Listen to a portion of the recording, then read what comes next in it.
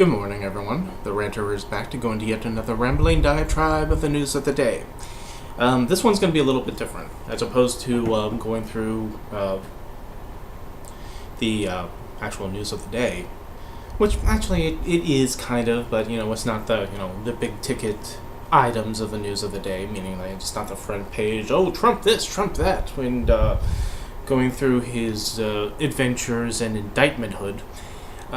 No, I want to actually go into something that I've been thinking about the last few days, and something that was rather challenged to me or people like me concerning our opinions and what we would consider solutions to the problems concerning various transgender issues, meaning what would we want to see happen to improve matters for not only the transgender and for those who have opposition, shall we say, towards the transgendered. And I'm not talking about opposition in terms of bigotry opposition or hatred opposition, but things that are concerns that are actually valid, and things that we have to think about and not be knee-jerk about. This whole thing came about as the debate on this on the social media that I haunt on, called Middle America, where the head of that, Vin, has been going back and forth with us, who are those who are either supportive or empathetic to what's going on for those in the community, and trying to get into all these sort of problems that are represented concerning the transgendered, and what should be done to alleviate these problems, because these are all valid problems. For instance, the issues concerning bathrooms. And, there was two sides of this argument, whereas the transgender argument, from what I understand of it, is that an individual who is trans male or trans female wishes to use the bathroom of the gender that they wish to represent. In a way, you understand that. That's one of those things where you see where the respects are, and you can nod your head to. However, the flip side of the coin is worrying about the safety of women and or children in these bathrooms, depending upon who's this particular trans person that is going in, that is going to be among them. And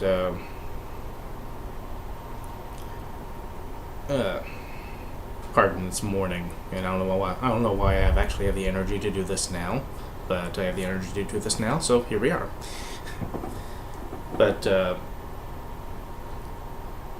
you see that type of argument, and you also have to nod your head, because that is a factual, realistic argument that you can understand that people would have a problem with this. Now, my friend Vin does oppose things like the transgender being in the bathroom, and he goes into the extremes as to what would happen if the person is a predator in the bathroom and goes in, and because of males traditionally being more physically stronger than females, that the risk of there being something happening in there concerning a woman and or a girl, for somebody who's a transgender woman being in there, if that person turns out to be a predator, that's a valid concern. And women who wants to feel safe is a valid concern. So for those who are supportive of at least people that we know in the trans community, and seeing the opposition of this, depending upon how the opposition comes to us in the debate, in the challenge, some knee-jerk reactions is that, this person's being a bigot, or this person's being hateful, and the person is just using this just to harm or be malicious. And there's an agenda there. And, from my opinion of my observations, at least from this particular challenge and this particular opposition concerning my friend Vin, the agenda that I see coming from him is an agenda of protecting women and protecting children. That's it. There's no extra, down deep-seated hatred of anybody. There isn't any, personal bigotry anywhere. This is from my point of view. This is viewing somebody's opinion on the basis of the person being a father and being a husband. And he's putting himself in the position of being the father or a husband of someone who could be at risk going to a bathroom, right? So that's a valid concern. Then we can't brush it away. We can't scoff at it.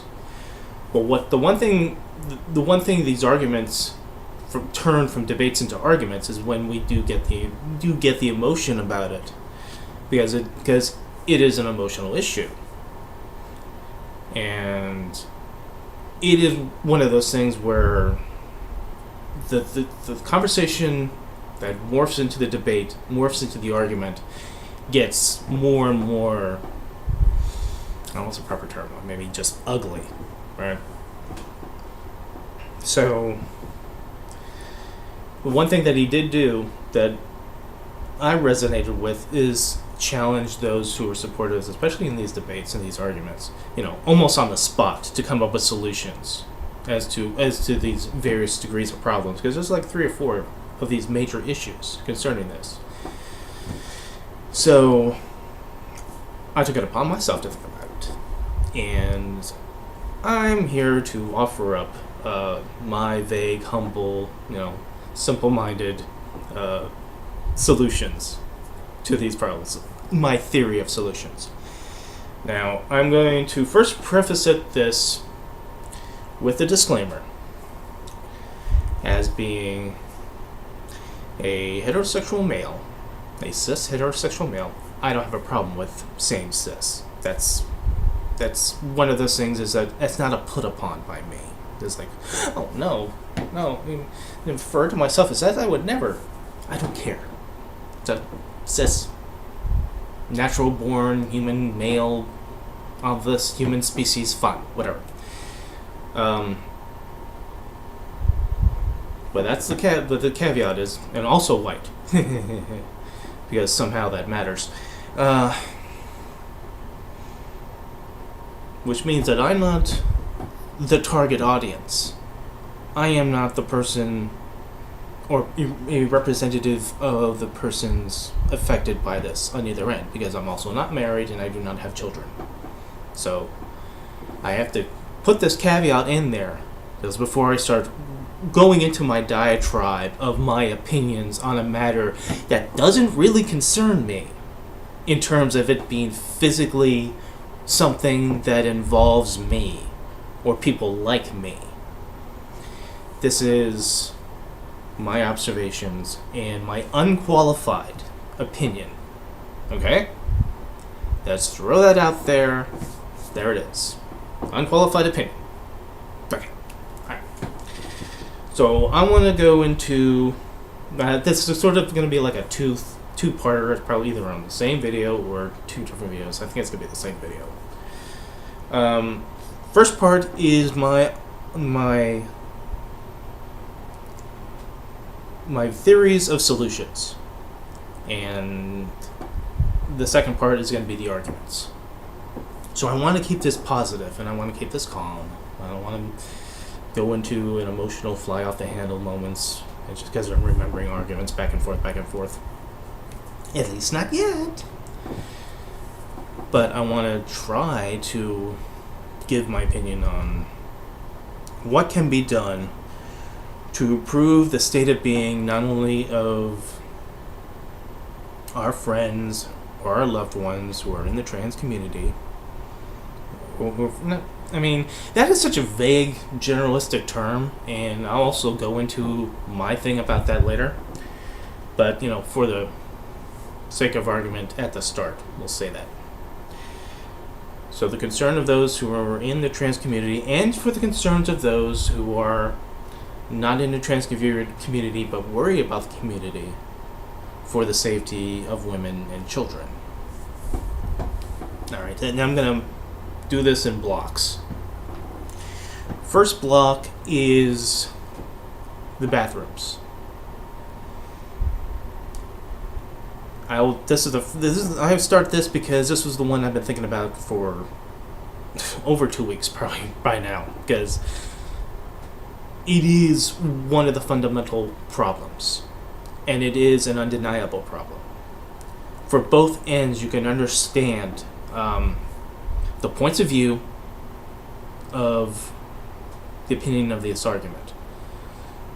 From those who are transgendered, who just wants to go to the bathroom, to the women and or children, and those representing the women or children, who also want to go to the bathroom, but want to go to the bathroom in a safe environment, that you don't have to worry about somebody else in another stall or in a communal bathroom that,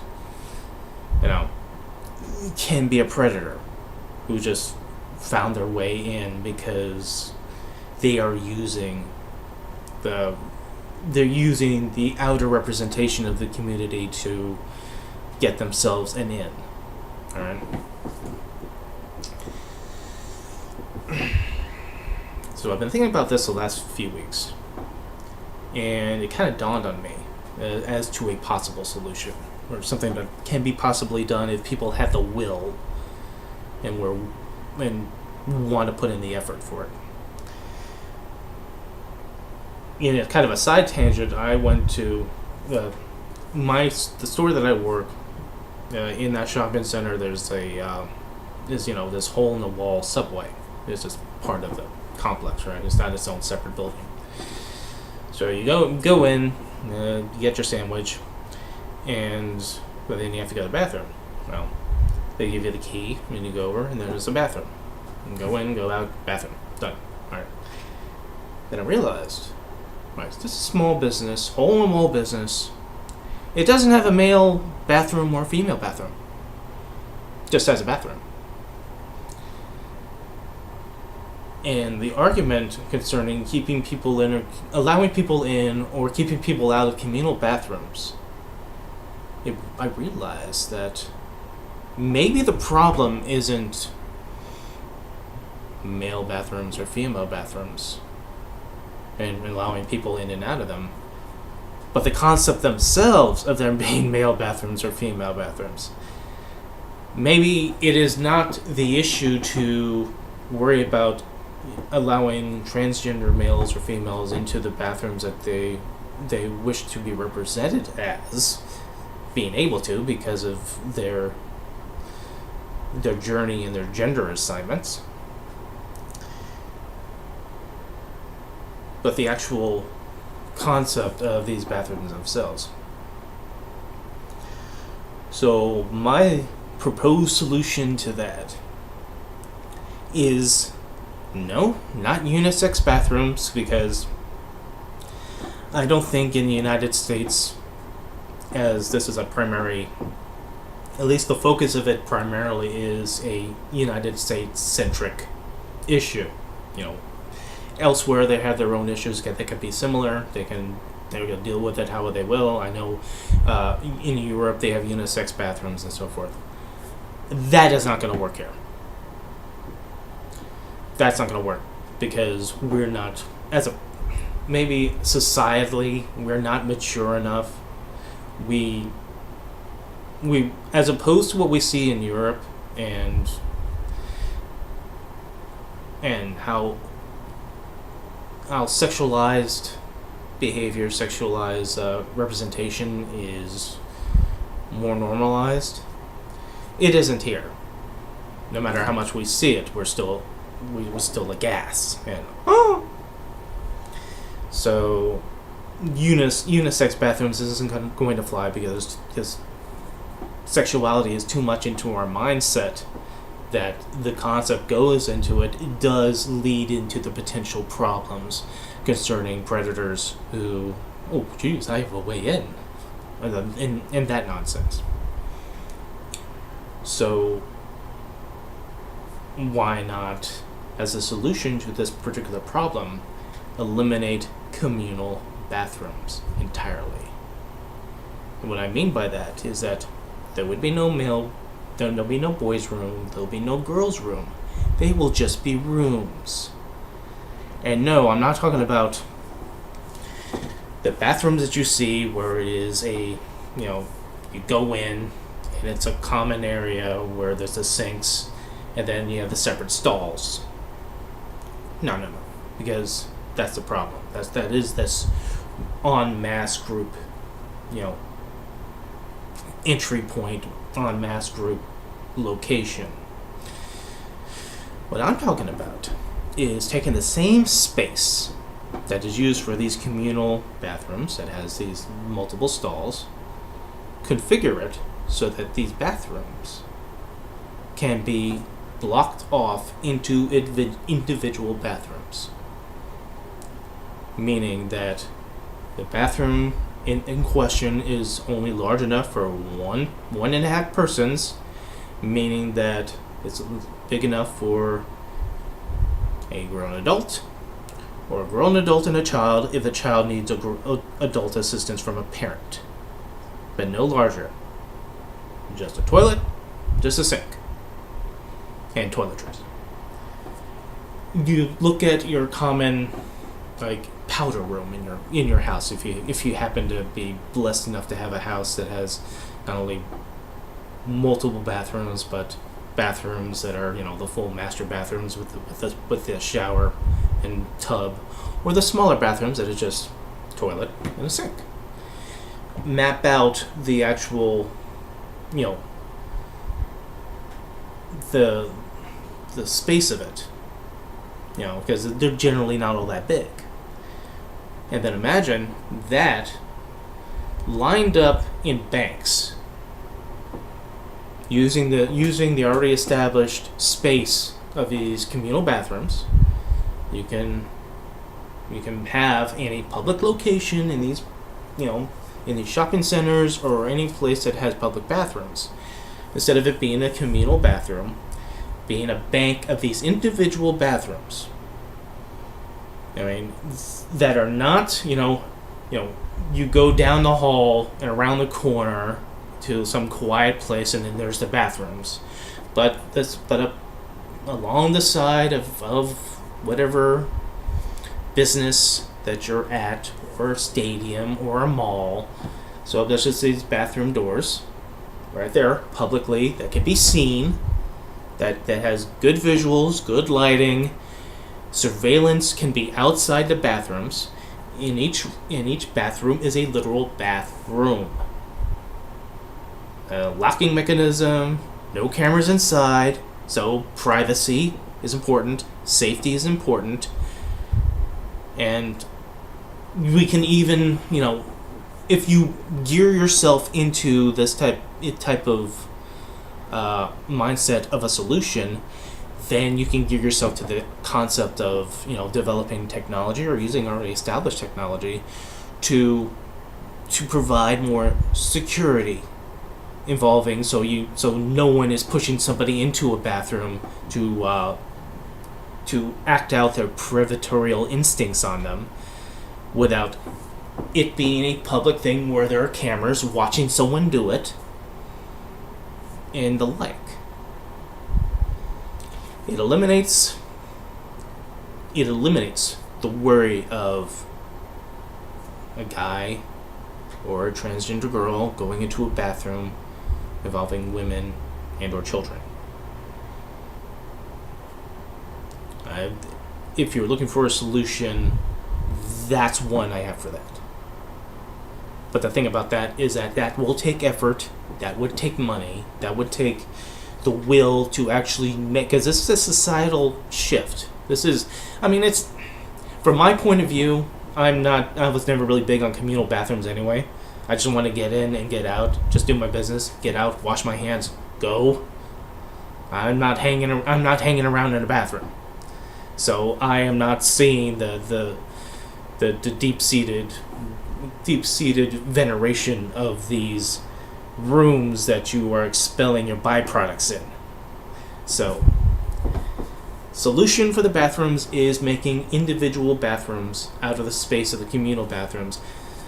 You already have in these bathrooms, depending upon if you go to a stadium, I'm sure it's much larger, but or places like in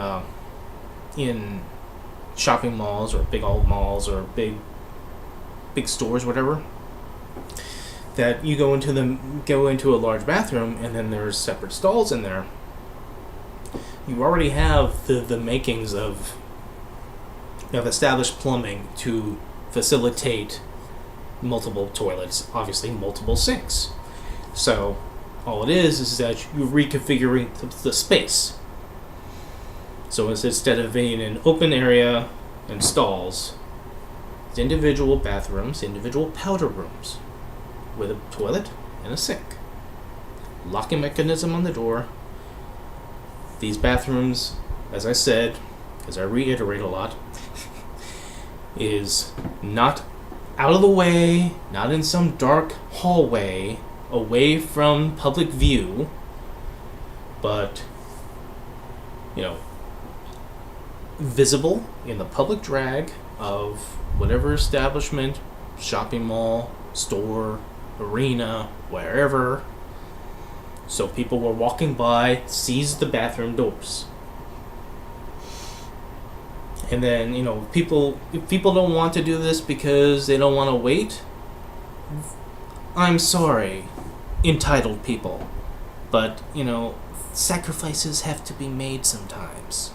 Especially when it comes to not only to respect the concepts of those who are transgender, which some people don't want to do, and respect, acknowledge the safety and security for the women and for the children who do not need to they do not need to have the worry of going to a bathroom for bathroom business and not have to be concerned of the person on the other stall that might or might not be a biological male. So, this is solutions, this is not arguments. So, that is my solution for bathrooms. Alright, second part. Second part of this, maybe 4 block solution. Second thing is, I would start, my second thing would be sports. And the issues concerning around sports. As somebody who's not transgendered, I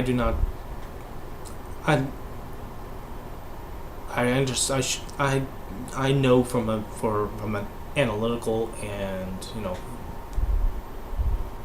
intelligent yet without experience point of view that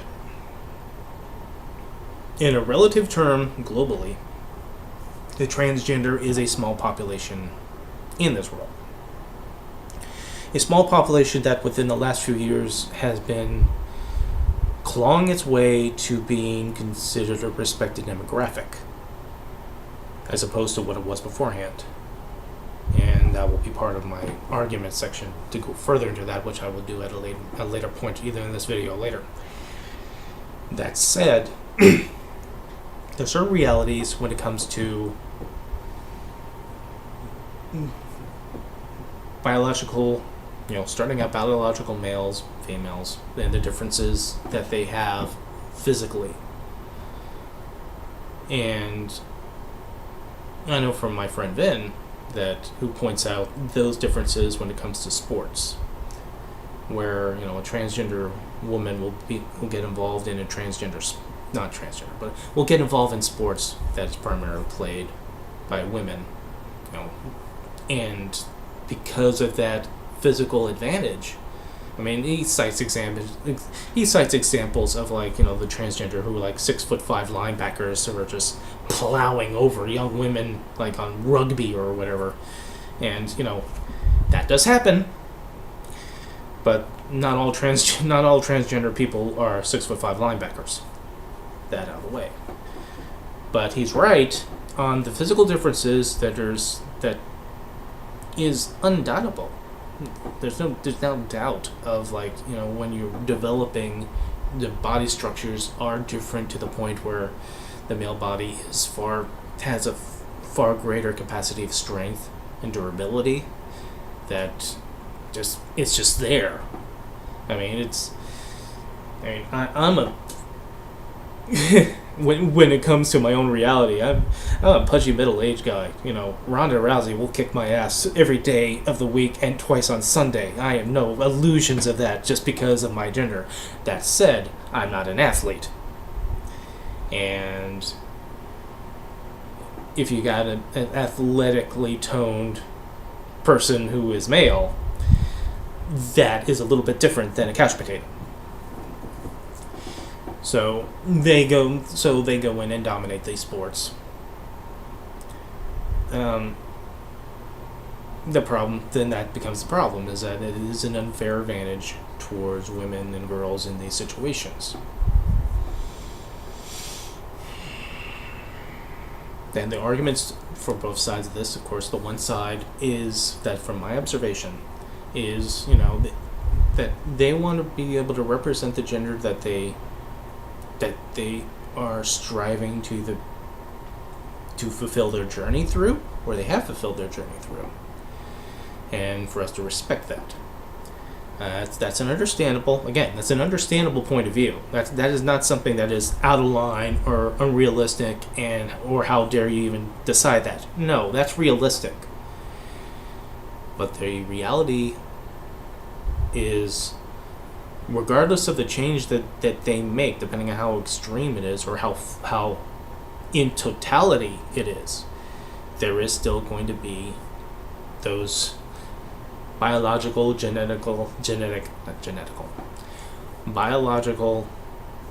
norms of the different genders that's still developed, that still gives that edge.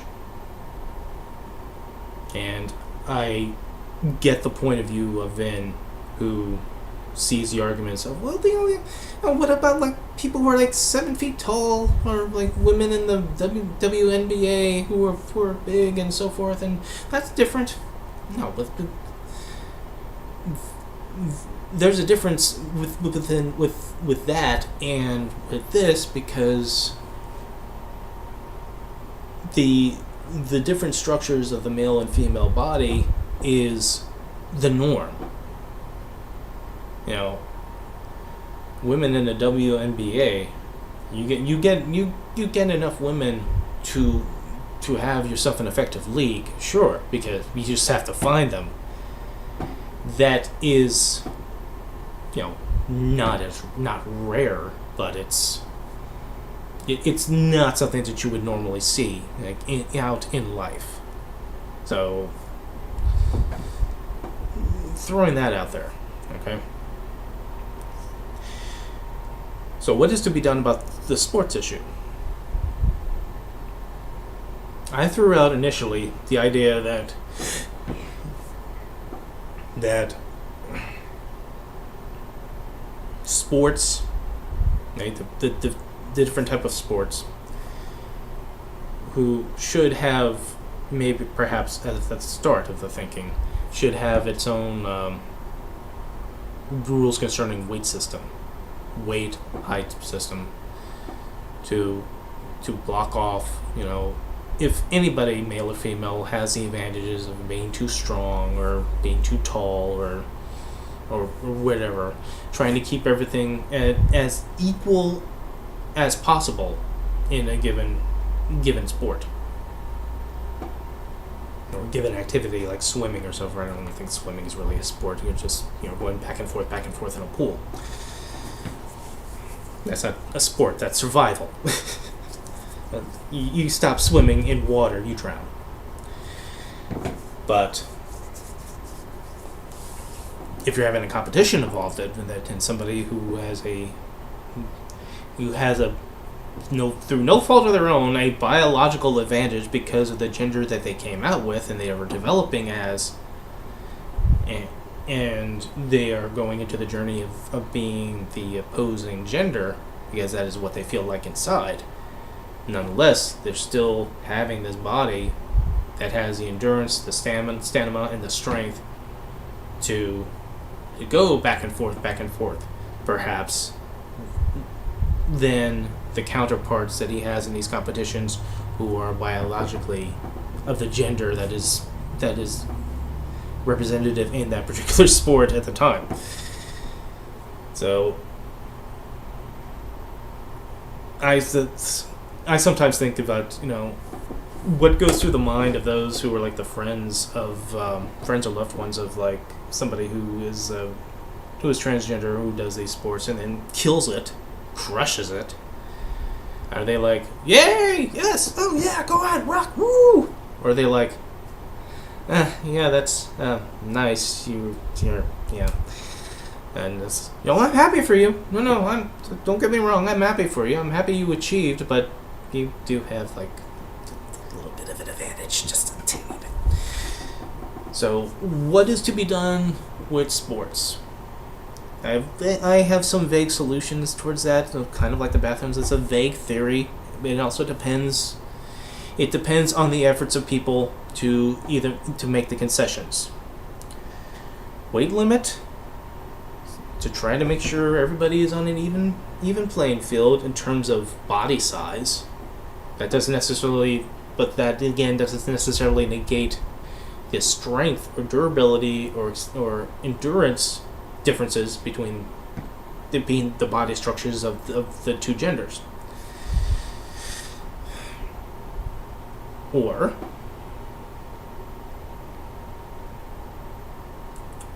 in a non-insulting, non-judgmental, relegating kind of way, having transgender women compete in these competitions with men, however, still calling them and addressing them as women. She comes to you, calls herself Sarah.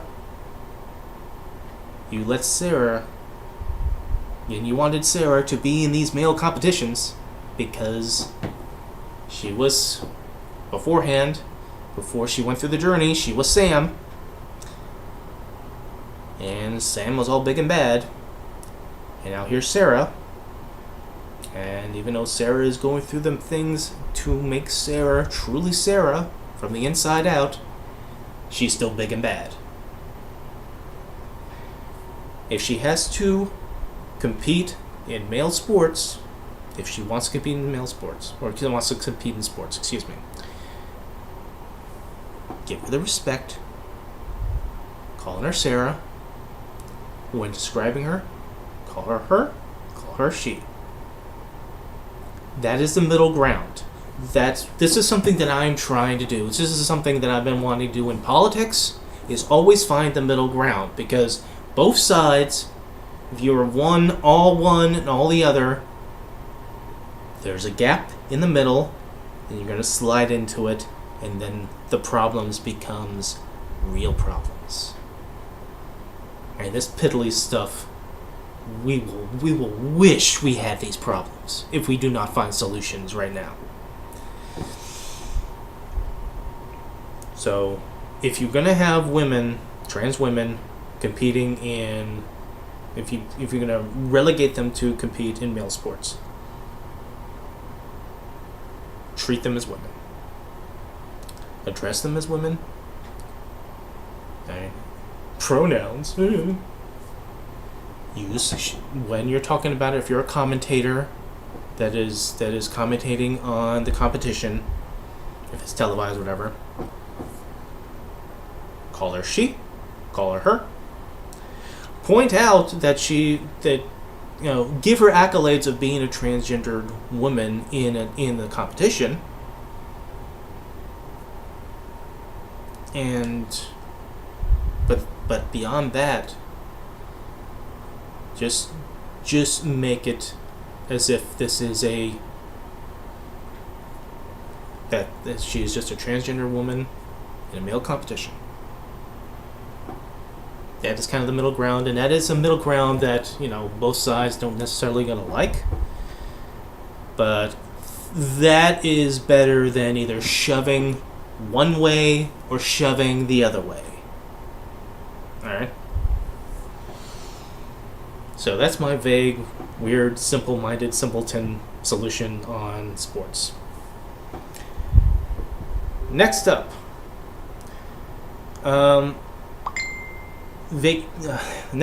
education. People worrying about this is more along the lines of the argument as opposed to there actually being an issue. But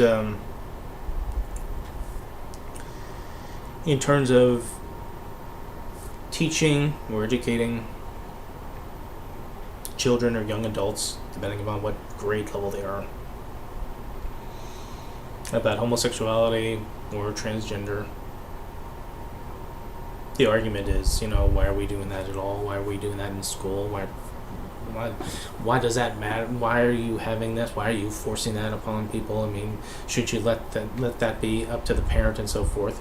Again, valid opinion. That is not something that we can just scoff away. No, it's valid. But the response to that is because there's also a worry. I don't know how realistic or rational the worry is, and I don't know if that is based on people's political aspirations who use demonology to demonize the other for their political goals. That if you have a transgender teacher or a teacher in the LGBTQ community as a whole, that their presence or what they want to talk about or what they want to teach is somehow going to indoctrinate a child. That's going to be part of this argument section, which I will try to get to later. I'm just going to try to talk about what could be solutions, because we have seen instances of examples of teachers who are LGBTQ who are predators in one sense or another, or there's the accusation of they're indoctrinating children and so forth. So here's the worry then is, why would you either have a transgender or a gay teacher or a drag queen show up for drag story time or any of this that would affect children negatively somehow. And again, examples that are cited of the most extreme cases, and that's but not the majority of cases when you have teachers of this sort. But people will throw the extreme cases enough that someone who's not paying attention will think that's the majority. Oh, if that's what they're like, why are they having why are they teaching at all? Why are we even teaching anything about LGBTQ lifestyle? Why are they teaching in sex ed, sexual positions or whatever? Which, all right, I'm 44 years old. I went through school clearly in the 80s and 90s. We were doing sexual education, started at about fifth or sixth grade on up, pretty much. I don't know about you, and I certainly do not know about the modern uses of sexual education, but I remember my sex ed class, it was clinical. It was just talking about the differences between boys and girls and sexually transmitted diseases, and the instruction on abstinence or safe sex. That's it. And they didn't teach anyone how to put a condom on. They was just on paper, something that we were looking up so that they can see that we got it. That if we answered the questions, that we show that we got it. And this is in Northern Virginia I'm talking about. Alright? So, I don't know where these classes are, where people are saying that sexually explicit stuff is being taught, and especially being taught by LGBTQ teachers or instructors, and or why they would be talking about anal sex or glory holes or anything. I don't know where those classrooms are. They're not the classrooms I was in, so. And since I have a history of dating teachers, if I asked them anything about that, they would look at me like I had 3 heads, because to their experience as teachers, this does not happen. But that said,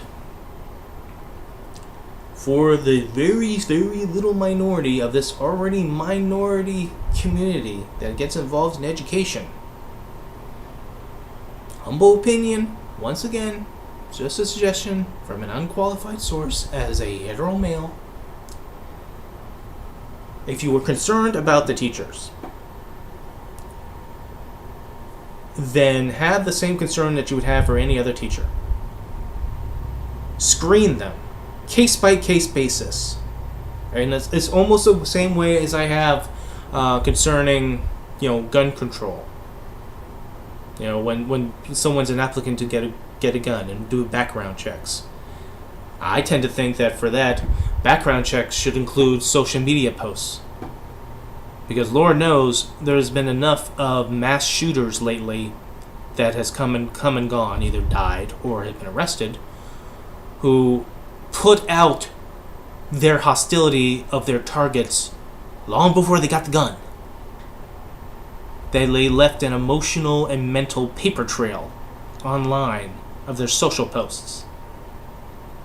And if somebody who is predatorial by nature, who is either transgender or LGB or even straight, and they have posts exhibiting that propensity, or at least showing on social media that what they want to do on their off hours, if they're proud of what they want to do on their off hours, is inappropriate for an educational environment, then don't let them be teachers. And I'm not talking about, just someone who says, oh, I'm a gay person and I'm proud to be a gay person, or I'm going through my journey to transition. That's a bit different than saying, oh, I find these children attractive and I want to do this to them or do this to them, or anybody. If anything that is beyond the board that you would expect a teacher, a male or female hetero teacher, that you'd find that appropriate for them to say themselves. So make the playing field level here. If you don't want a teacher, advocating that the students go to Hooters for lunch break, that should be the same thing. All right. So look, when you're screening people to be potential teachers, background check them, including social media posts. At least that's almost a simplistic answer to it, but yeah, that's what I think. Weed it out by case basis. Don't do groupthink, because that's going to be part of the argument section. Don't do groupthink.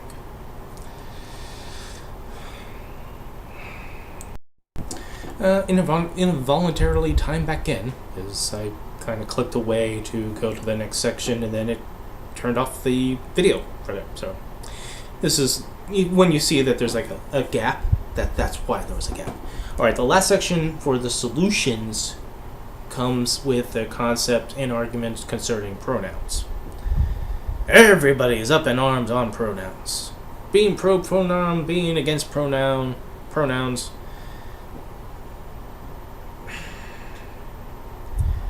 People saying that, it's a crisis of conscience to... It violates your conscience to address someone by the name that they're asking you to be addressed. for them to be addressed by, or refer to them as he or she if they weren't biologically born a he or she. In my life, I've known somebody who went through transition, and it was a struggle at the start for me because I want to be respectful for them, but the she's would come out, and the old name would come out until I figured out, or until I got used to the concept of it, and it takes a while, and that's but those instances are accidental, and that happens. That's not someone being malicious about it. That's the difference of intentionally, saying the name or referring to the person as the gender that they started out with, as opposed to the gender that they are becoming or they have become. That becomes a matter of respect, not conscience. Thomas for half your life. He goes away for a while. He goes through some things. And all of a sudden, Tiffany shows up. Tiffany explains that what she's been going through in her life, and that she had made the changes in her life to better represent her, to better make her become the person that she always was. Now, again, you knew Tom after life. So, calling Tiffany Tom, that can be an accidental oops. That happens. Intentionally calling Tiffany Tom, intentionally saying he when referring to her, not doing it out of accident, but doing it out of intent, that's another thing entirely.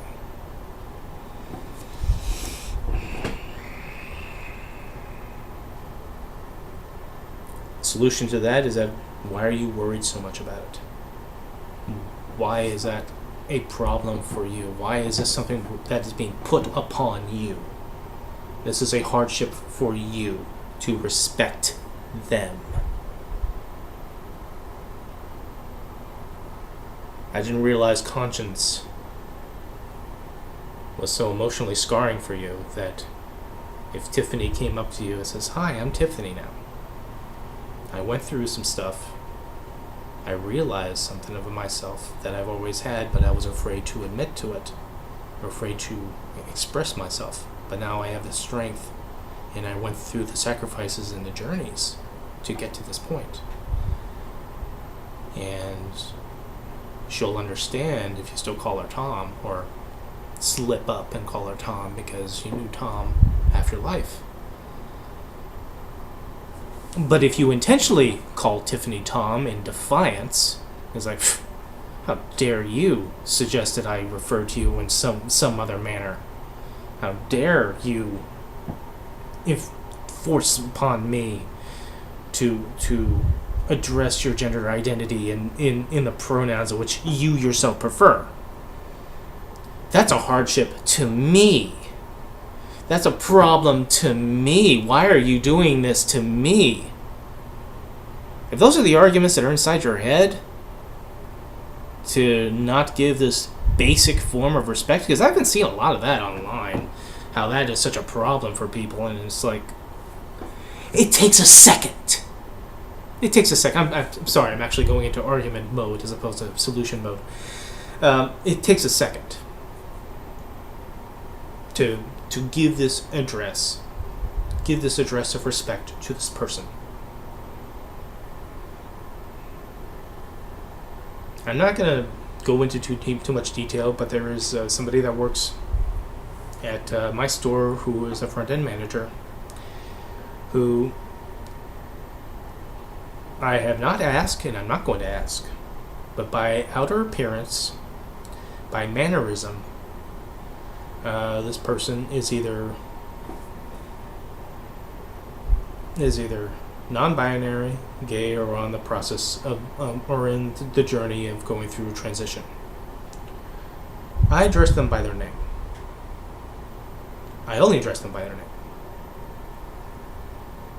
I am working on not even dealing with pronouns. When I want to speak of this person, I will say of this person by their name. And the name itself is female-centric.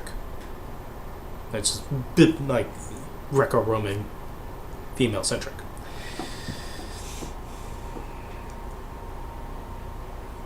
Because I just want to bypass that. Because, first of all, I don't know. And I'm not going to ask because I think it's kind of rude. I mean, unless it's volunteered, I don't want to make assumptions. So I just, when it's referred, I just go, oh, such and such. Such and such is this. Such and such said that. Such and such is going through this. And just try, I'm gearing myself to do that, right?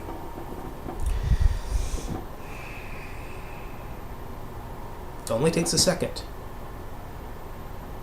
I am not physically, emotionally, or mentally pained by showing that respect. Even my own head. This person doesn't have either has a clue or understands that I'm not looking at them weird. I'm quirking my eyebrow or any of that bullshit. It just doesn't. This person's going for the day-to-day, and being the job, being my boss, and doing a good job at it. And I don't want there to ever be static on anybody who's not doing anything to you. That's one of the things here, that these people are not doing anything to you. Just want you to address them by how they want to be addressed. That really shouldn't be a problem. But somehow it is. I don't know why. The last part of this, in terms of solutions, offering up solutions, concerns something that is actually will be more contested on, or at least my opinion is going to be more argumentative rather towards the trans community, as opposed to the other ones, which I'm trying to keep on the middle field between those who have concerns and those who are in the community, and it involves the actual transition and the steps of going through transition, especially towards children.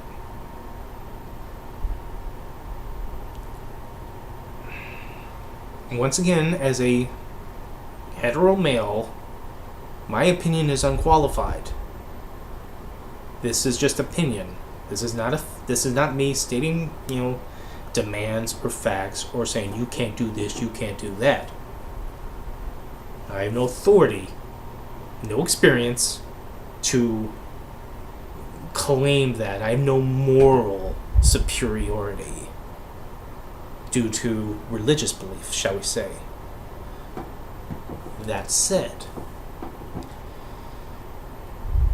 as somebody who knows somebody who went through transition or was going through transition who was young, this person, this is my example, this person realized was transgendered before they turned 18.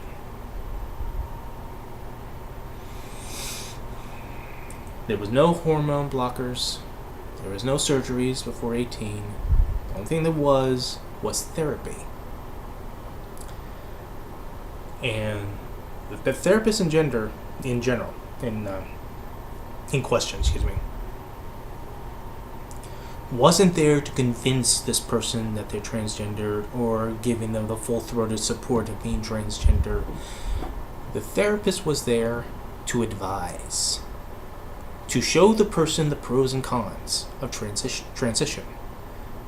And every step of the way until the person came of age, that they would be able, according to their parents and society and their own selves, are you sure you want to do this? Are you sure you understand what this means? Because transition doesn't happen overnight. check out Jessie Gender's. Jessie Gender put out videos concerning her transition. One of the first ones was heartbreaking for me. To see how she expressed what she was going through when she went through transition. That's not an easy thought. It's not an easy fix.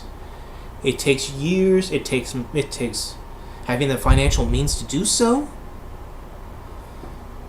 It takes physical pain, emotional and mental stress in this transition of what you are going through, because again, it does not happen overnight. You don't have one surgery and boom, you're something different than what you started.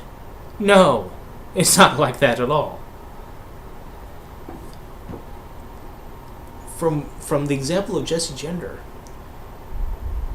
she only finished her last and final surgery after going through years of this journey within the last year. And she even posted results, or she posted like post-operational results concerning like face softening to allow her face to be more feminine, to represent her femininity more. And she showed that her in the pictures of her in like the post-operation where she's wearing like she's wearing the bandages and it's all bloated up and so forth. She's brave as hell. Not only to go through this for herself, but she posts her journey so you could see it, so that you can understand what she's going through, or she went through. But as my example of the person that I know, that if that is not the norm, that should be the norm. When we hear about cases of people transitioning far younger, physically transitioning with hormone blockers and surgeries, I'm sorry, my friends in the community, that is too young. I understand. I understand the argument that you have, or the realization that you have, because of the idea of not feeling like you're in the body you should be, that in reality you are something that the machinery of your body does not represent. You know, as an agnostic person who doesn't really have a faith basis one way or another. However, not atheist, because I am not closed to the thought of God. I'm just closed off to the thought of human institutions representing, because human institutions are human institutions, and they can tend to take whatever the faith, whatever the divine wanted us to do, and then twist it around, and then we have crusades, and then we have inquisitions, then we have bigotry, etc. I don't know if I forgot where I was going with that. But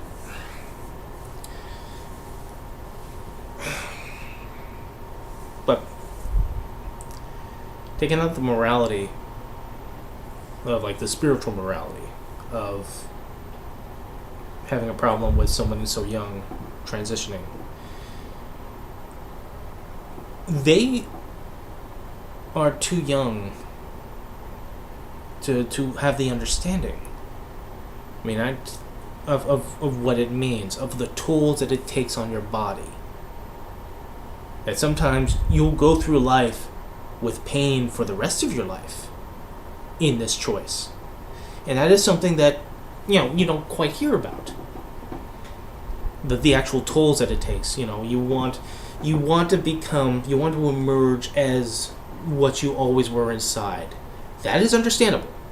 That is totally relatable. That is totally something that people can get behind and would want for you. But the cost and the toll with the rush of it, without the full physical understanding of what the process is and what it would mean, and the prospects of you changing your mind and it's too late, the earlier you start down on that track, and the earlier people allow you to start down on that track, in the physical sense,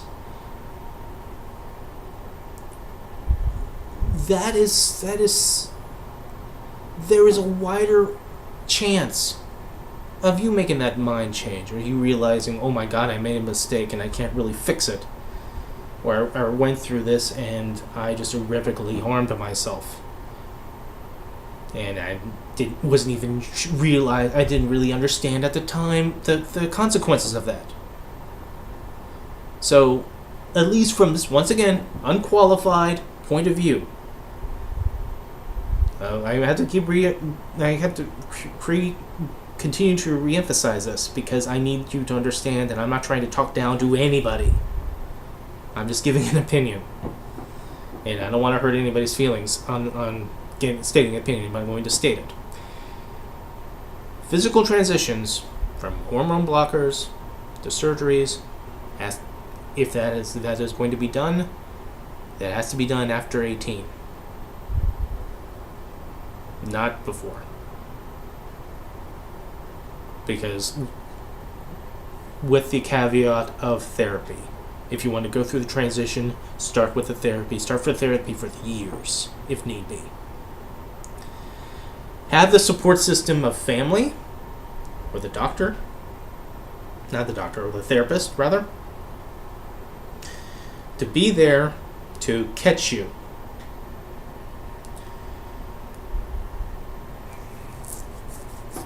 There was the argument about indoctrinations in schools and doctors and people in the community that is trying to, turn people, it's just being some type of agenda towards that. That's going to be in the argument section.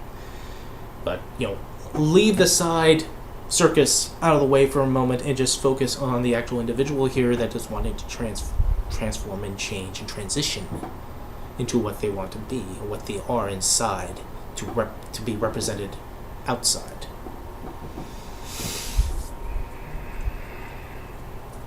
If you do that too young, you scar yourself too soon, with perhaps not realizing the consequences of those actions. And living with, there's a difference between living with certain pains in your life that you understood and you were mature enough to understand, as opposed to having a flippant thought of it. You're believing it wholeheartedly, but then you don't. But the cost and the consequences once you start down that path may be too high for you to pay at such a young age. So my opinion is, once again, for things like transitioning physically, that has to wait until at least after 18. That's my dividing line on that. And that, again, my opinion. There's no authority whatsoever for this. It's just my opinion on this. Okay? So those are my solutions.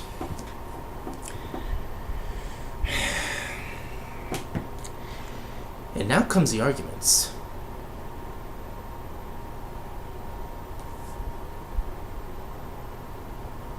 One of the things that is a problem with all of this is the lack of understanding, the lack of the will to understand.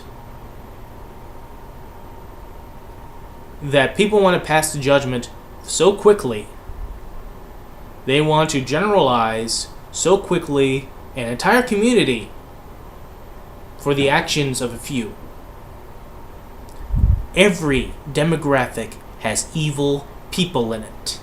Everyone. It doesn't matter what skin pigmentation it is. It doesn't matter what religious order they come from. It doesn't matter what gender they are or sexuality they are. Everyone has evil people in it. The LGBTQ community, the transgender community, no different. as it is no different for the heterosexual community, no different from the white heterosexual community, no different than the black heterosexual community, male or female, Hispanic, Asian, Arabic, human. Everyone has human frailties, human flaws, human sin.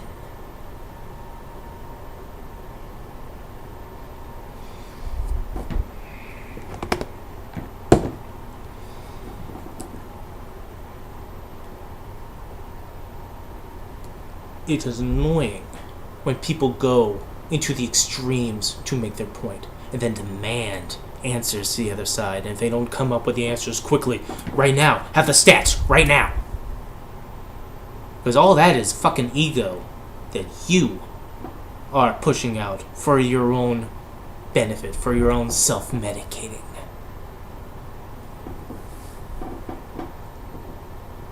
So let's go into the arguments of any of this. I gave the solutions. I gave the solutions I was asked. Now comes the manner of how things are brought about, which causes arguments, which causes emotional strife, which causes people to get pissed off. From the condescending behaviors of those who just, well, I'm just saying facts, I'm just saying this, and I don't care if you feel bad about it because I'm going by my conscience. What the fuck is wrong with your conscience? That humanity is a secondary concern. Which is actually pretty amazing for these people who I'm noticing of this are compassionate people who are good people. I will not say otherwise that they are not. They totally are. But their righteousness on these issues, their zealotry on these issues, pushes away the concept of being empathetic and compassionate, to being combative, and because I believe myself to be right, therefore you are wrong, that you are in error, that you are ignorant. You know what? There is nothing wrong with ignorance. But people can voice their opinion, because opinions are not facts. As I have stated from what I've started with this whole thing, is that I have no experience in the community. I have no experience being someone who is LGBTQ. I'm a heterosexual white male. The arguments of how the transgender community reacts to the criticism, the static, and the actual active efforts against them legislatively and socially.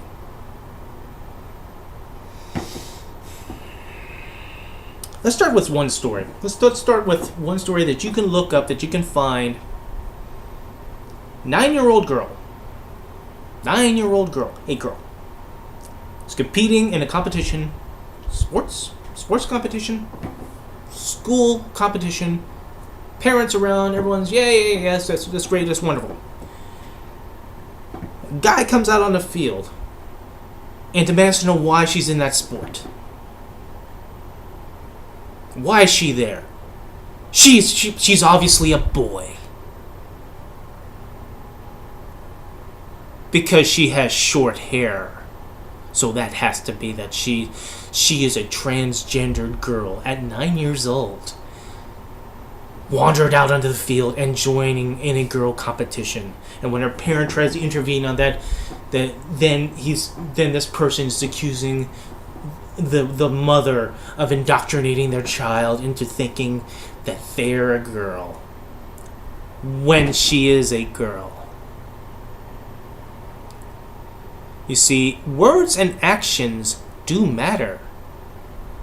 When there is a campaign to demonize people, people will take that without any sense of nuance, without any political savvy, without knowing that these are all tactics to demonize people in order to get advantages and support and donation and votes.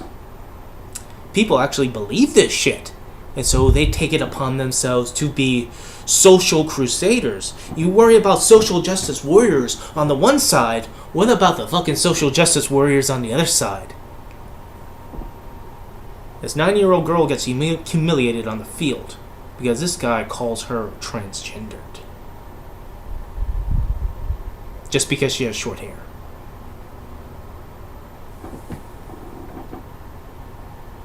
Words matter. And enough groupthink towards those words, it matters more. And that can lead to bad things. One of the arguments that started this whole thing was the concept of the transgender talking about that transgendered in the community who are so concerned about their safety and their livelihoods and their existence as a demographic is what they would see what they cause is a genocide. And somebody really has a problem with them saying that and mocks their fear. And so this is not a genocide. This is nowhere near the genocide. This is not like the transcontinental slave trade or the Holocaust. How dare they use that word genocide? When people bring up that there are many forms of genocide, there are many differences, but it's all that is scoffed off. Show me the numbers. Show me the numbers.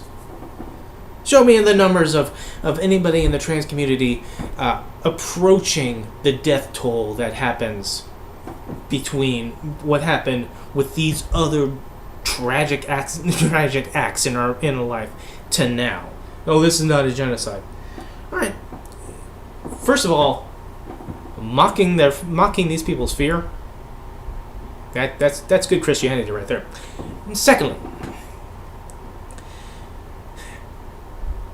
when do you think genocide happened? When did you? Right, what were the steps that we got until we got to the final solution by the Nazis? What were the steps to get from going to Africa and thinking it's a good idea to take people away and robbing them of their culture, removing their humanity, putting them onto ships, carting them across the hemisphere to toil? You think that just happened day one? Day one, they're Jewish folk. Oh, we got some cattle cars going to Auschwitz. Let's herd them all in there. No. Horrible, awful things, including the mass murders and genocide, do not happen overnight. They start out small. Small events happen. And when those small events get tolerated and accepted and turned a blind eye, then they grow. Then the next stage, it grows further, it grows further, it grows further. Concerning, let's leave it on. Let's keep it on to what happened with the Jews and Gypsies and homosexuals and transgender during the Holocaust. It wasn't that they're Jewish, immediately throw them into cattle cars, throw them into Auschwitz. Systematic discrimination started out way back when, before that even happened. Jews under the table were already being marginalized, already being discriminated, hated, slurred at, and then I'm gonna once again, this is from I'm gonna give out kind of sort of a simplistic view of this. Okay,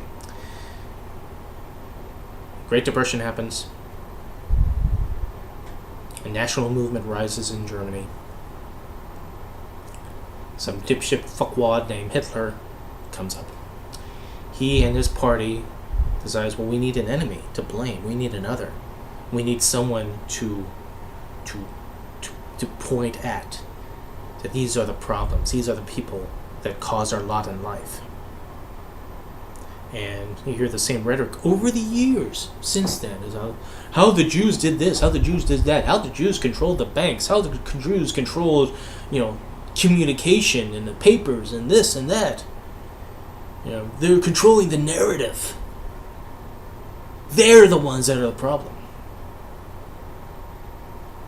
So a community that was already marginalized to begin with, that already was given a shit reputation, not earned, already. Now the rabid mob in the crowd is bobbing their heads to saying that they're the problem. Nazi movement, people go in, joining up the service, getting the uniforms on, to fight for a proud Germany, for the fatherland. And before they even step foot outside of their borders, to go to annex other territories around Germany, because they're German speaking people in there, so clearly they want to be German. So all that is happening. Are the Jews at this point being carted up and thrown into cattle cars going to Auschwitz? No, they're not. They are legislatively and officially denounced. Where they are thrown, some of them are thrown into their own communities, their own neighborhoods where they are stuck in. They're sewn Stars of David on their lapels, on their jackets, to show that they're Jews. They're hated and continue to be hated over and over again, building and building and building and building. And all this time, legislation is being written and things are being tolerated. Things are turned a blind eye. Look up the story of conspiracy, where the Nazis, the head of the SS, lawyers, politicians, all gathered together to discuss the final solution. And you might notice that this, not only that this table represents the many shades of evil that humanity exists, from the passionately, enthusiastically, bloodthirsty evil to the cold, calculating, matter-of-fact evil of it just has to be done. It just has to be done. Don't even have an emotion about it, just do it. You will see that represented in conspiracy. But one thing you also see represented is that there were people that were pushing back against this because they were worried upon the perception of it. They thought through their final solution that they could eliminate the Jewish population in Europe. That they had projections going over 10 million over time, as long as they were left alone to do so. But there were people that did not want, who were part of the discrimination process legislatively and the legal framework of those of that prejudice, of that discrimination. They did not want on their jackets genocide. They did not want to be they're looking at posterity and going, people are going to look at us at a pretty shitty light. And the people around that table says, no, they're going to thank us. They're going to thank us. Yeah, fucking right. The whole point of this rant is we know all this. We know how this started out small. And it grew and grew and grew because people tolerated this. It says, okay, I can accept that. I can tolerate that. That happens. We'll turn a blind eye. And then something else happens. We accept that. Something else happens. We accept that. Something else happens. We accept that.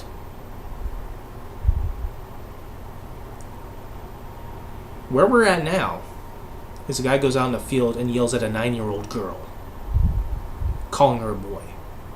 There's just short hair. Because we got to this point. We got to this point where we are demonizing people who are teachers. We're thinking that being transgender is an external source? Because this is a question I asked on one of these live streams, and I didn't really get an answer to the question. I just got pushed back to the question. But do people believe that being transgendered is something that is taught? That someone has to convince you that, oh, really, you're transgender? Or is it something that is felt inside, if it is gender dysphoria? Or something that you look in the mirror and you do not see the person that you think you are?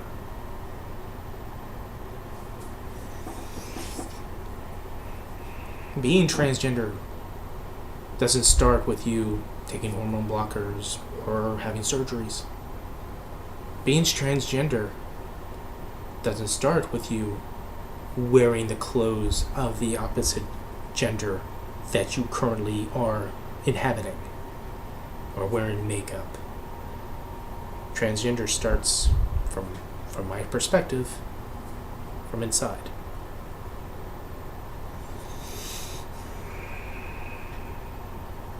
When the argument comes that, back in my day, we didn't have talk about, gays and transgender in my school.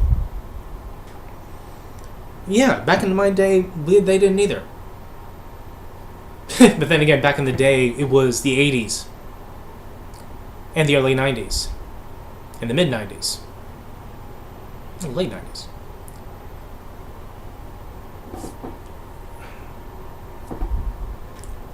I remember through the 80s into the 90s that being homosexual wasn't a positive thing. That society, that the opinion of the masses of humanity, especially in the United States, did not see homosexuality as an accepted, respected demographic in this country.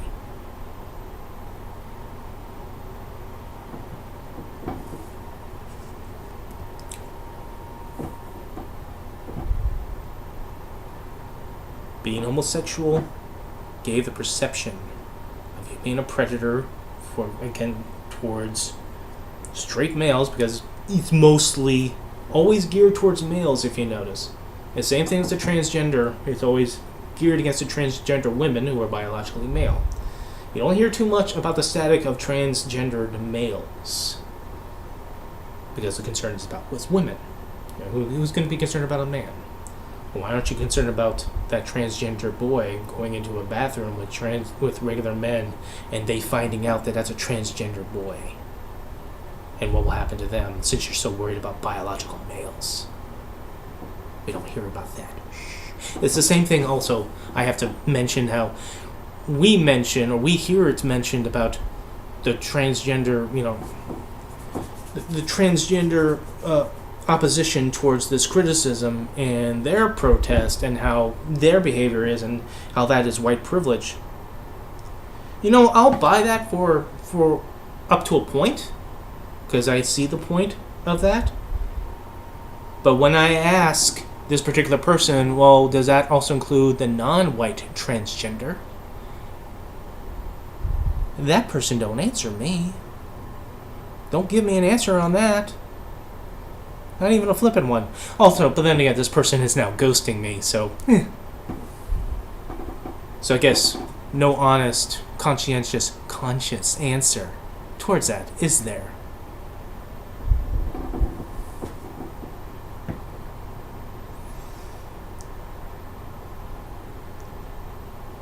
When they talk about... Let's go back to the genocide thing for a second. How the genocide... especially concerning the Holocaust, how that was successfully done to kill 6 million people. Kind of helps in the 1930s and the 1940s. No one outside of those who were doing it knew about it.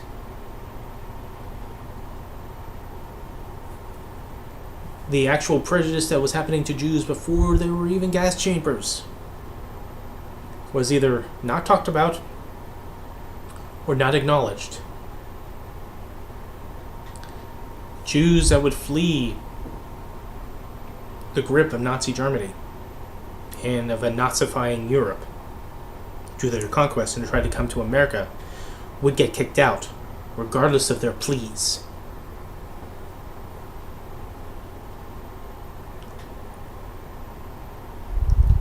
While I'll say that with certainty that this is what happens to the transgender community is not be considered a genocide, is because we have the examples of genocide. We have the examples of what happens when a marginalized people gets years and years and years and years of systematic abuse and systematic tolerance of abuse, of people going, okay, that's fine, turn a blind eye, whatever, throw them in their own neighborhoods, throw them into their own ghettos, put stars of David on the lapels, that's fine, whatever, and then all of a sudden cattle cars. Doesn't happen overnight. But now now in 2023, and we know this history, we remember this history. So people who are fighting like hell to preserve themselves, or to ask for the basic tolerance of respect of humanity, they do fight like hell at that little moment, when it's still a little moment. Because they know, through our history, our human history, what we know from our examples of previous genocides, of what will happen if this gets tolerated, this gets tolerated, this gets tolerated.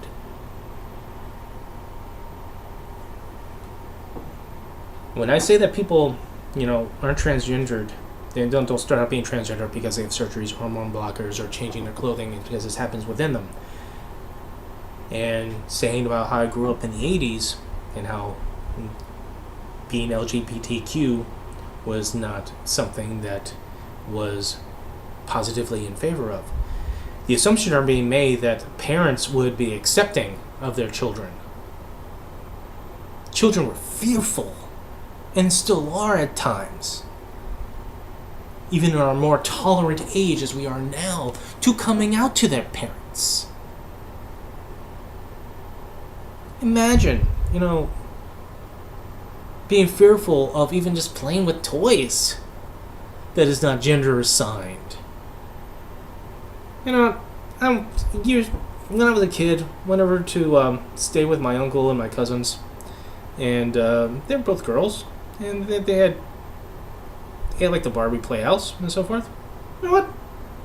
I took my G.I. Joes and I played in that Barbie playhouse. The G.I. Joes brutally murdered and slaughtered Cobra that was attacking the Barbie playhouse. Because it's toys. It doesn't matter. But back in the day, back in the 80s and 90s, people look at, what's that boy doing playing with something pink? No, we're going to make a man out of you.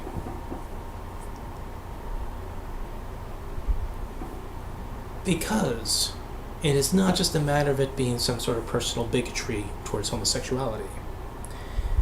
It is also a matter of what they think society will think about them if they happen to have a child who is gay, or is trans, or is lesbian, or is queer in one way or another, in one shade or another. What will they think of us? Oh no, woe is me, this is happening to me, that my child is going through and expressing him or herself that is contrary to what society wants. That must be my failing. I must have done something wrong. That is the thinking of people.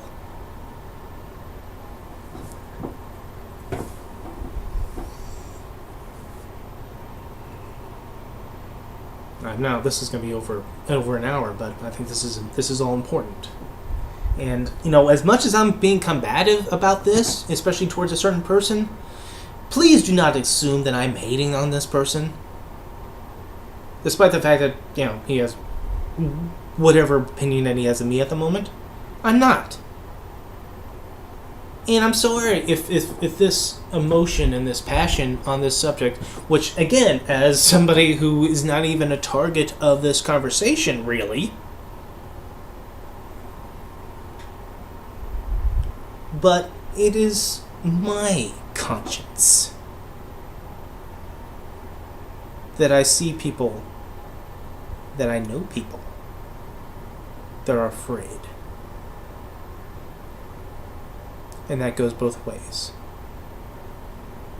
Be it who are my friends, or people I care about who are transgender, who are not transgender, but I mean the LGBTQ community as a whole, or who are women or mothers who just want to go to the bathroom, who want to protect their children. That's not outside of my realm of concern.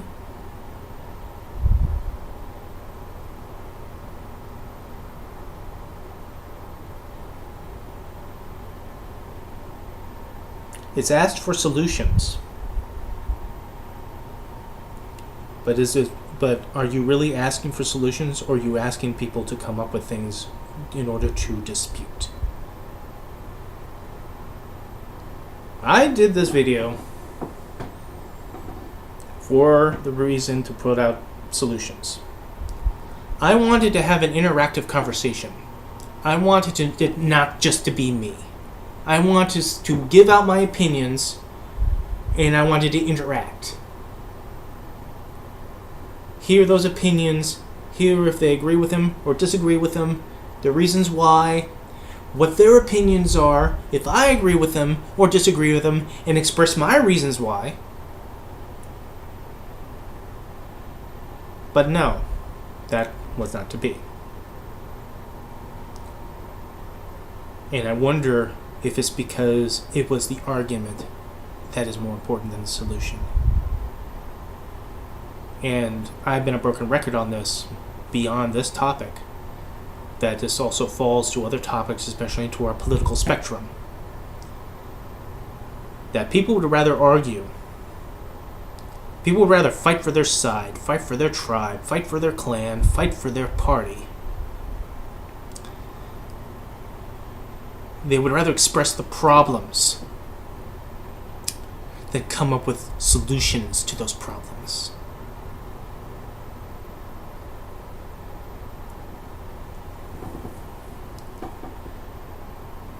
Because there's no money in the solution. There's no further cash cow in the solution. If any of my suggestions entered the public ether and mainstream into the politics, into whatever industry, if people went into the process of making the modifications to the bathrooms as I suggested, if people did the case-by-case basis screening of potential teachers to weed out anyone that could be predatorial, male, female, transgender, gay, straight, whatever, if you gave the respect to the pronouns, if you did the modifications to sports, where you either make it by weight class, or if you more realistically have transgender women, if they want to be in sports, play in male sports, but however still address them as women, to give them that respect, to make sure that they are treated as women, that they are seen as women, to the basic respect of pronouns. And I can understand the argument of no one should be fired for saying the wrong pronoun, because that can be accidental.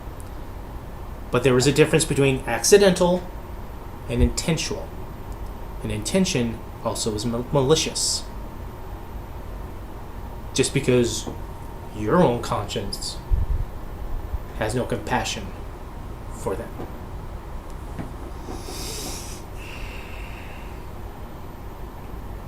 But I wanted the interaction back and forth of this, to make this a debate, this discussion. Multiple people I wanted to be involved with this. I wanted as much as...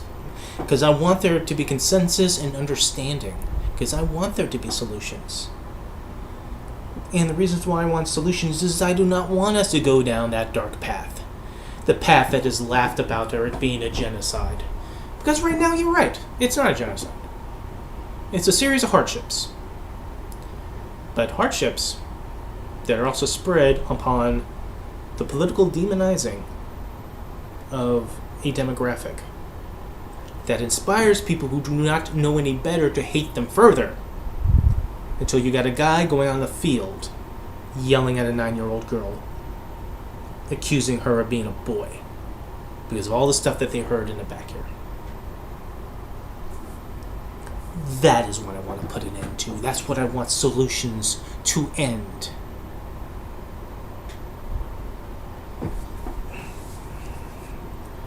One of my theories upon all this, upon all the problems with this, is that when a demographic emerges over time, that has already existed, that had existed all this time, but never was asking for basic respect as individuals or as people.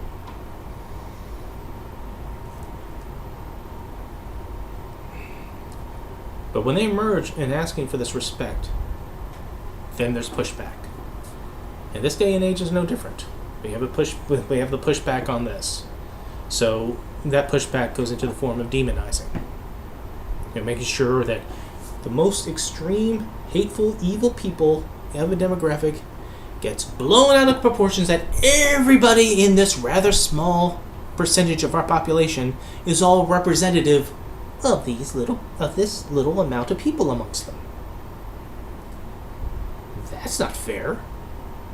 That's not accurate. That's not accurate to the case-by-case basis of each individual that goes through what they're going through, if they're going through the journey.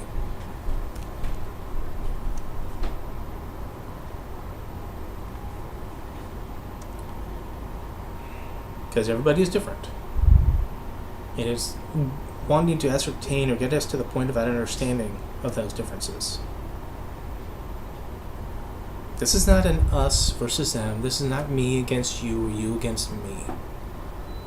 This shouldn't have to be an argument. This should be about people. Us coming together, coming up with a solution that even if it takes concessions, but in the long run, we'll all of us will make it out far better than we are right now. Isn't that what we all want? Or are we too hell-bent on the argument? I don't know.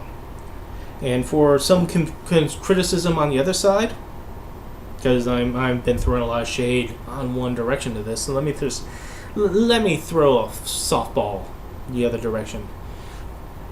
I do not like community groupthink. I think that people should be treated as a case-by-case basis. All right. That said, if there are people in your demographic that are evil, that have done things, or are using your demographic, if they're not really a member of your community, but you feel the need to defend your community, so therefore you have to defend them, don't. Weed them out. You point the finger and saying they are not representative of us. And I will cite an example of this, of the same thing as the gun community. Time in, as interruptions. But as I was saying, I would liken this art to the point of view of the responsible gun owners, where I've said that when you have a mass shooting that happens and then people call for gun restrictions or more screening for those purchasing a gun and more background checks and so forth, that responsible gun owners should be all for it. That they should do as much as they can to separate themselves from those who legally purchase a gun and then illegally go and kills people with it. They should point to this as, we're not representative of that. We are not like that. We condemn that shit. In the face of so much opposition that the community goes through, it is my opinion that it shouldn't be something along the lines that they have to circle the wagons around every issue that concerning someone that may or may not be predatory, and say, look, we are not representative. That does not represent us. We are with you. We do not represent us. that is an antithesis of what we're trying to live. We're just trying to live our lives. We just don't quite hear, unfortunately, we don't quite hear that type of full-throated condemnation. And my theory is that it's part of the groupthink where, because of so much criticism being thrown at this community, that anything that lands could jeopardize and just threaten all of them because of the actions of a few. So instead of weeding out that few, they feel like they're being personally attacked, so they have to defend themselves, and thereby they have to defend these people. The problem is that there is a difference between reality and perception. And people are more reactive to perception than they are of reality, unfortunately. So there's that. To flip the coin back on the other side, and this is like one of the last things I'm doing because, my God, I'm like went nearly 2 hours with this. When I hear the arguments for those, like, say, like, gays against groomers, who talked about, how teachers are indoctrinating, or people are actively trying to, transition children, like it's in their agenda, and if they're pedophiles who are doing that, and I go, how is that possible? I mean, not that I know the mind of any pedophilic freak or anything, but what is the sexual gratification in targeting someone and then convincing them that they need to change their gender? How is that? Where is that? Draw me that map. Because I'm not seeing where, that little boy, oh, wow. I'm so unnaturally evilly attracted to that child that I want to do something by, changing that child into another gender. Ooh, there's a rush. So, I think even from the point of calling things a genocide, I think these are once again one of these top shelf emotional knee-jerk things that people grab onto that may not be representative of the situation at hand, but it is an emotional trigger that people react to, whether it's realistic or not. I mean, as I said, in terms of the genocide issue of this whole thing, that it is our perception that, we understood that, like, the actual things like the Holocaust started out small. No one was going into cattle cars, but it started out small. And when this thing was tolerated, then this thing gets tolerated, then this thing gets tolerated, and then, oops, 6 million people disappear. Where do they go?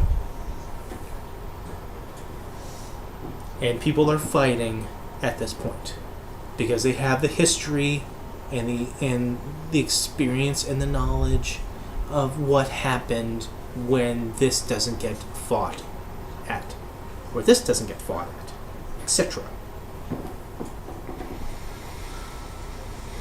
Alright, guys, ladies and gentlemen and jelly spoons.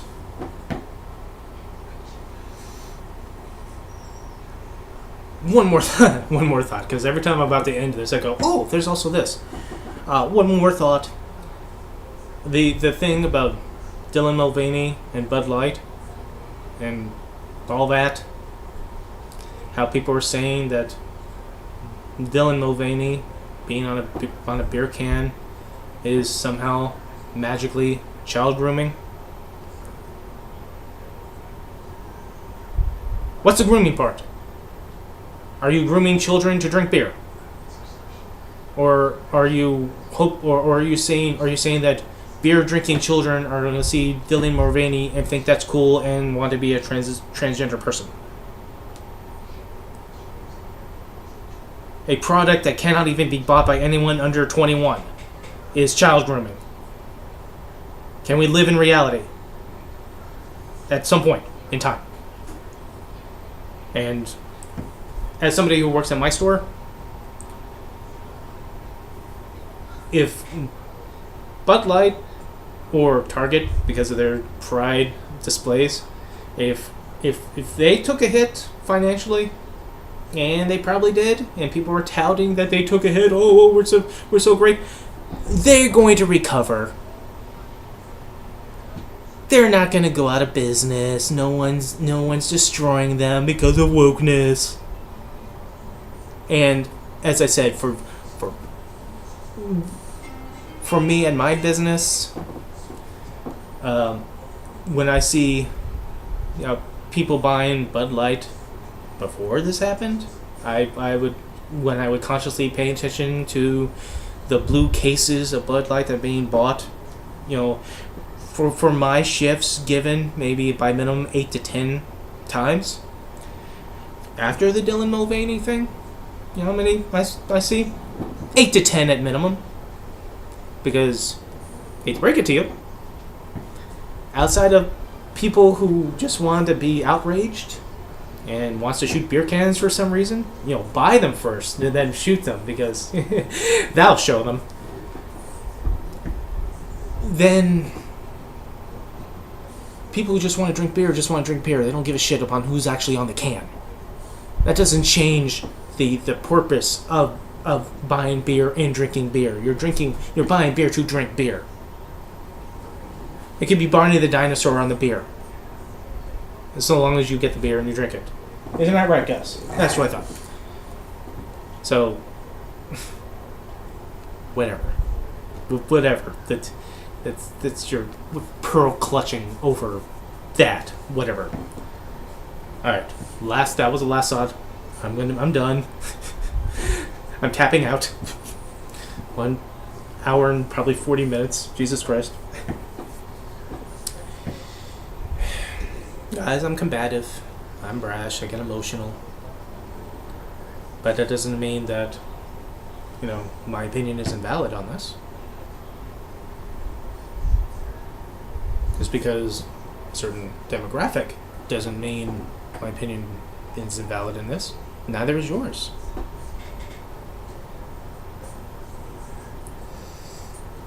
I want there to be discussion, and I want there to come up with solutions, come up with compromises, come up with answers, instead of just screaming about the question. If it's a problem, let's find a solution for everybody. And that's what I think. Ranter rants, because the urge to rant's always rising. Next time I'll do something fun, maybe about Trump.